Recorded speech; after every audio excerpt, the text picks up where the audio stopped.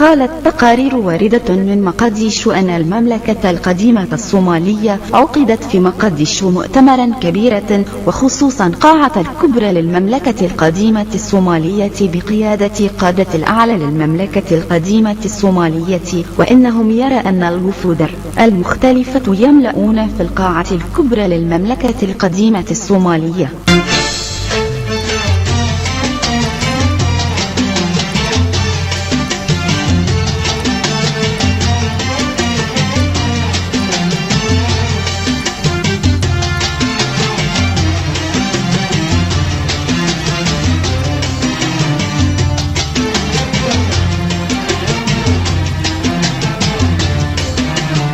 ويركزون بترميم مواقع الخاصة للمملكة القديمة الصومالية، بما في ذلك القصر الملكي للمملكة القديمة الصومالية، وقصر الضيوف للمملكة القديمة الصومالية، ومسجد المملكة القديمة الصومالية، وميناء القديم للمملكة القديمة الصومالية.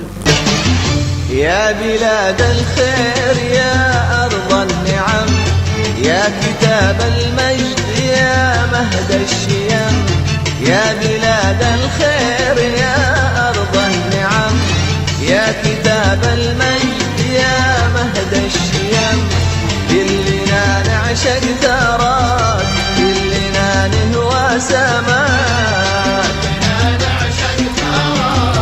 كلنا نهوى سماك، كلنا نسجد يا دار الكرم. ويرى في المؤتمر أصحاب السمو الملكي، وكان هذا الاجتماع أكبر اجتماع عقدت المملكة القديمة الصومالية في مقديشو منذ 1960. كما شارك في هذا اللقاء مع المسؤولين وأعضاء الديوان الملكي، وكان الأمن متأكدا. وخطب في المؤتمر بعض الوفود من جميع مناطق الصومال، ورحب الديوان الملكي لإجراء إصلاحات في المواقع الخاصة بها. وفي الأيام الأخيرة كانت المملكة القديمة الصومالية لاستعداد كبير لترميم مواقع الخاصة بها، ويأتي المؤتمر في وقت بعد أن جاء انهيار في مواقع الخاصة للمملكة القديمة الصومالية.